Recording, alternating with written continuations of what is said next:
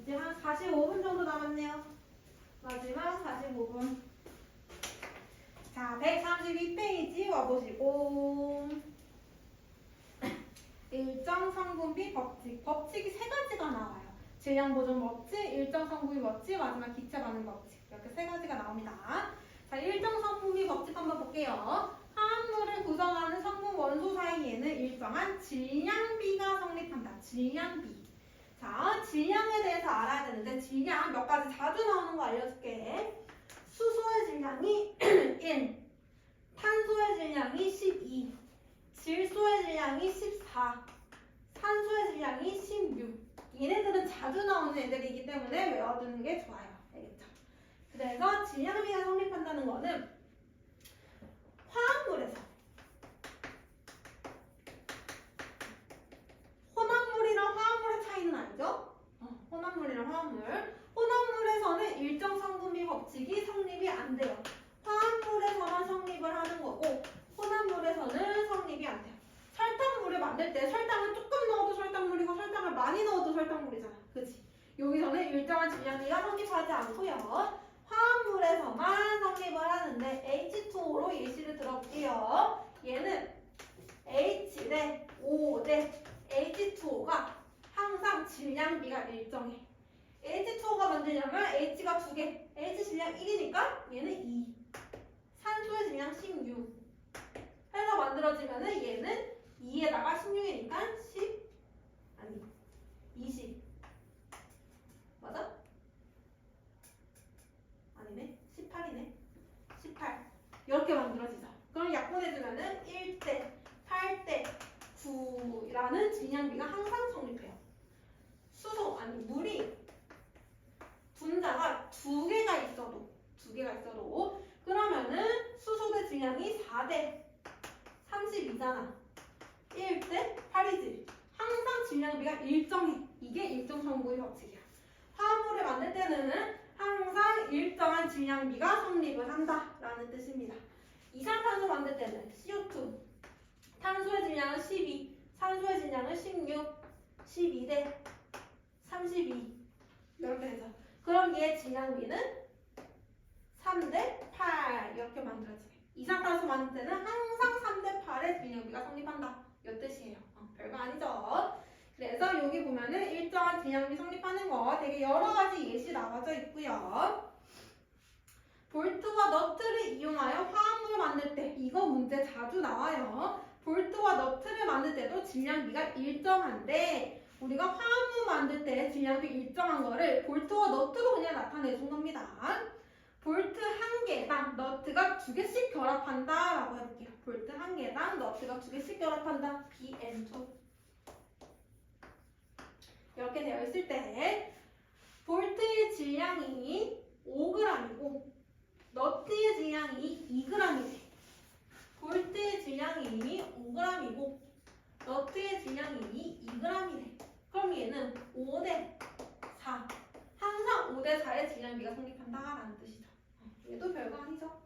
근데 여기서 문제 어떻게 나올 거냐면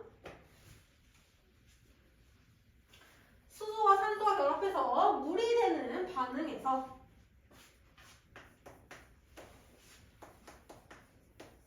얘를 그람수로 줄 거야. 자, 얘네는 1대 8대 9의 질량비를 가지고 있지. 이때 수소가 3g이 있고 산소가 24g이 있대. 그럼 1대 8로 결합을 한 거지. 그러면은 물이 몇 g 나오지? 27. 27g이 나와. 이렇게. 근데 만약에 수소가 1g이 있는데 산소가 9g이 있대. 그러면은 반응하고 뭐가 남지? 1g. 누가? 산소. 얘는 1대 8로 결합하니까 산소가 1g이 남고 그 다음에 물 몇 g? 9g이 만들어지지. 그래서 남는 물질이 나와요. 이렇게. 그래서 남는 물질이 몇 g인지를 찾아주면 돼. 자, 만약에 수소가 3g 있고 아니다 수소가 6g 있고 산소가 60g 있대. 남는 물질 몇 g이 이게? 12g. 누구? 산소. 그렇지. 산소가 12g 2g이 남아야지. 얘가 6g 쌀 사용했으면은 산소는 1대 8이니까 48g만 사용을 했을 거야. 그러면 산소는 12g이 남을 거고 물은 몇 g 만들어져? 54g. 그렇지. 9, 6, 54 해서 54g이 만들었다. 이런 식으로 문제가 많이 나와요. 알겠죠? 그래서 이렇게 문제 풀어주시면 되고요. 133페이지 가볼게요.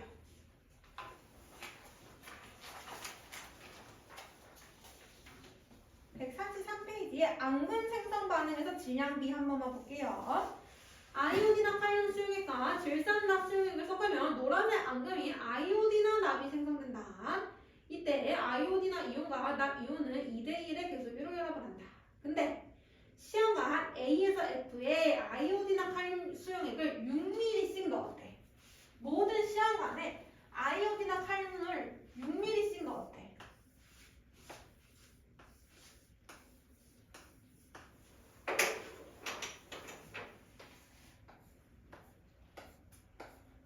이렇게 6ml를 넣어준 다음에 그 다음에 질산납 수용액을 부피를 달리해서 넣었다.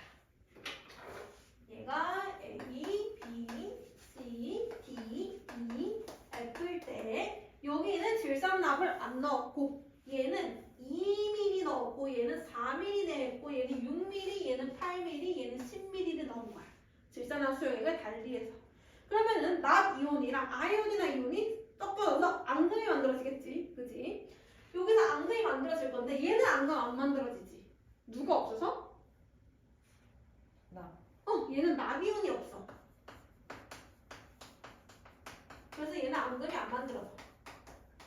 얘네들은 앙금이 만들어지겠지. 그래서 앙금의 높이를 측정해 봤더니 앙금이 점점 많이 만들어지다가 D부터는 앙금의 일정하게. D부터는 여기 A, B, C, D. D부터는 앙금이 일정하게 만들어졌대. D는 얘가 0mm, 2mm, 4mm, 6mm, 8mm, 10mm잖아. D를 보면은 납도 6mm 있고 아이오딘도 6mm 있어. 얘가 1대1로 결합을 했다라는 얘기지. D부터 안 만들어졌다는 얘기는. 그치? 여기서는 더 이상 앙금의 높이가 높아지지 않았어. 왜 높아지지 않았을까? 그 만들어질 만큼 다 만들어져서. 그렇지. 만들어질 만큼 다 만들었어. 이제 누가 부족한 거야 그러면? 아이오딘. 그렇지. 아이오딘이 이제 부족한 거야. 그래서 여기서부터는 아이오딘이 없으니까 앙금이 더 이상 안 만들어지는 거지. 그럼 여기는 납을 넣어주면 앙금이 더 만들어질 거고 여기는 아이오딘을 더 넣어주면 앙금이 만들어지겠지. 그래서 이 실험을 통해서 납이랑 아이오딘은 1대1의 부피비로 결합을 하는구나 라는 걸 알아낸 실험이에요. 그래서 이 실험 한 번만 보고 넘어갑시다. 이해됐어요? 넘어가 볼게요. 문제는 조금 이따가 풀게. 끝까지 진도 다 나가고. 142페이지.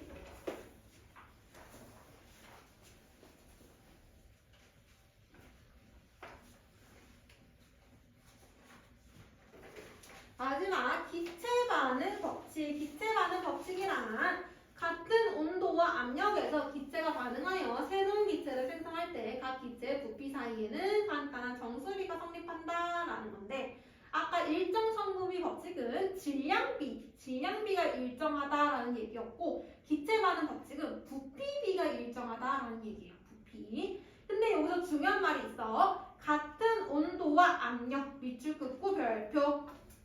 같은 온도와 압력.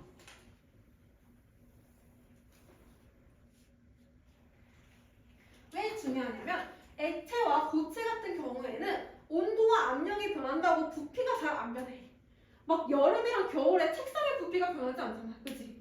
얘네들은 부피가 잘 안 변하는데 기체만 유독 압력과 온도의 영향을 엄청 많이 받아요. 압력이 조금만 높아지거나 온도가 조금만 높아지면 부피가 확 변해버려.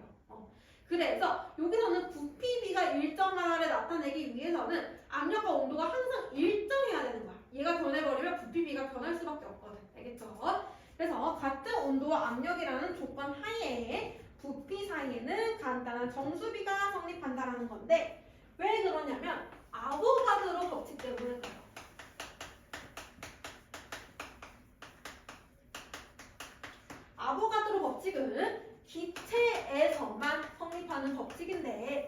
법칙이냐면 모든 기체는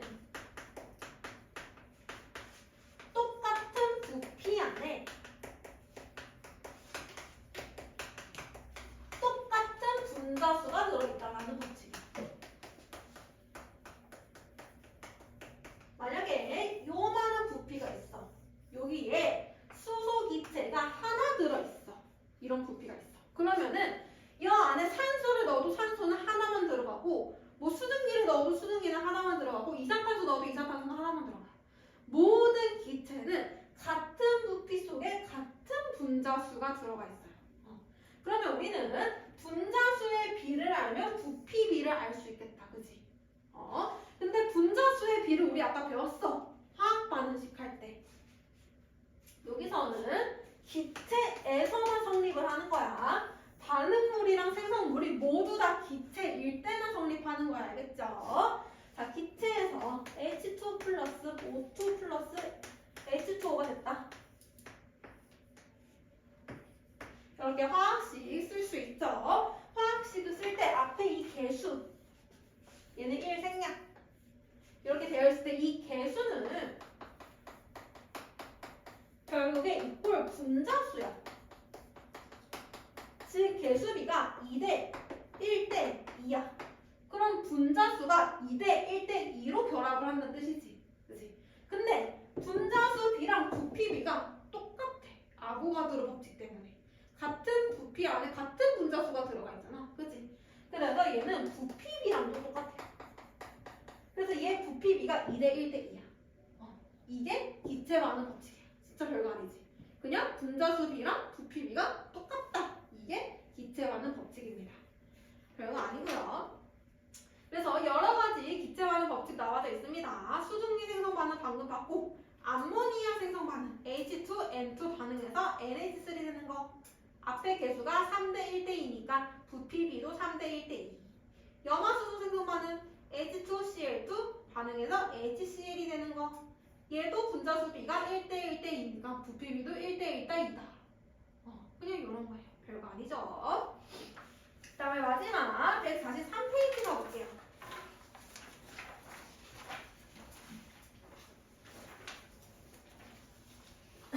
여기서는 화학 반응에서의 에너지 출입이 나와져 있는데요.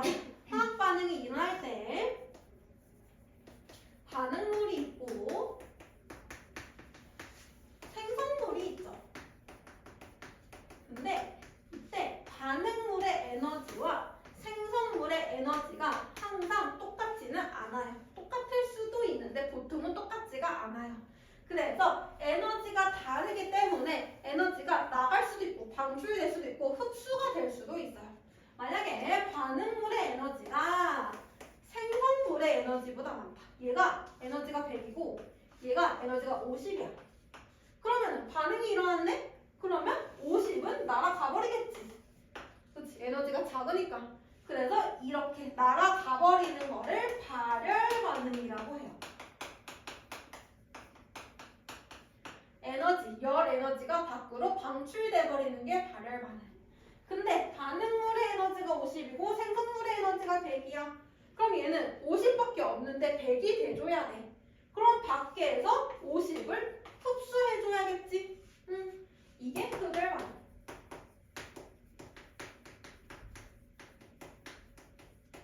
그래서 얘를 그래프로 나타내 본다면 발열 반응은 반응물의 에너지가 더 많은 반응. 반응물의 에너지가 요만큼이라면 생성물의 에너지는 요만큼. 에너지 차이가 이만큼 나니까 그만큼 방출이 된다. 이렇게 나타낼 수 있고요.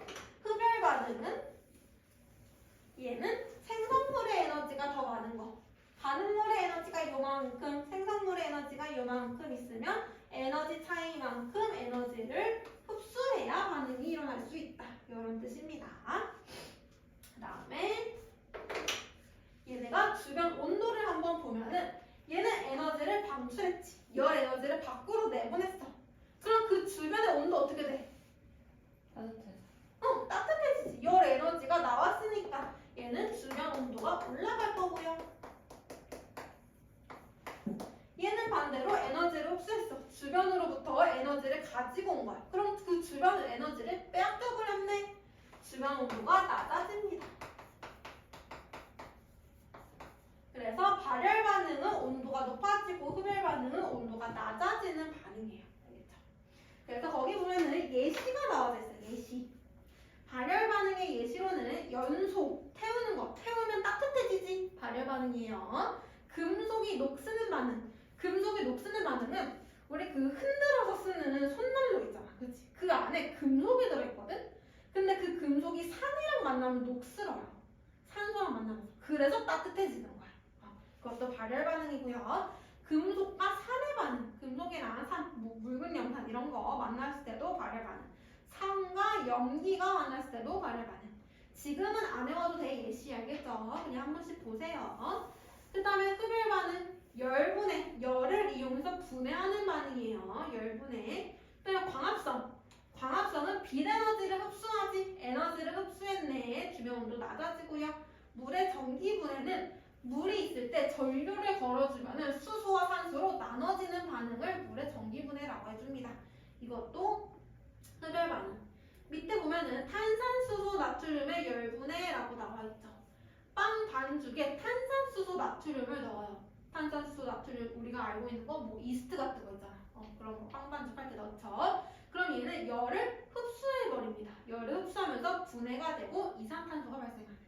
그래서 얘도 열을 흡수하는 반응이기 때문에 흡열 반응이고요. 수산화 발륨과 염화암모늄의 발륨 이것도 수산화 발륨 지금 보면은 비커 안에 수산화 발륨과 염화암모늄을 넣은 거야. 그리고 그 나무판에 물을 묻혀서 비커를 세워놓은 거야. 근데 얘네 두 개 반응하지? 그러면 주변의 온도가 낮아져 버려. 흡열 반응이거든. 그래서 그 밑에 있는 물이 얼어버려. 얼음이 되는 거야. 그래서 얘를 나무판 넣고 물 넣고 비커놔. 그 다음에 이 안에 수산화 발륨이랑 염화 발륨 넣어. 그러면 얼음이 돼서 얘가 안 떨어져요. 나무판이랑. 이런 실험이 있어요. 이 실험이 알려주는 게 수산화 발륨과 염화 암모늄이 반응하면은 주변의 온도가 낮아지는구나. 이런 거를 알려주는 실험입니다. 그래서 얘도 흡열 반응이고 한 번씩 봐주시면 될 거고요. 밑에는 이런 반응들이 이용한 예시, 연료의 연소, 휴대용 손난로 얘기했고 자체 발열 용기, 열 발생시키는 거, 제설제, 제설제는 눈 녹일 때 뿌리는 거 흰색 가루 있죠, 제설제, 휴대용 냉각팩 이런 것들 전부 다 열 에너지 이용하는 반응이다. 한 번씩 읽어봐 주시면 됩니다. 크게 어려운 내용은 없을 거예요. 이렇게 됐을까요? 자, 그러면 앞에 안 풀었던 문제 풀고 넘어갑시다. 134, 135 그리고 뒤에도 144, 145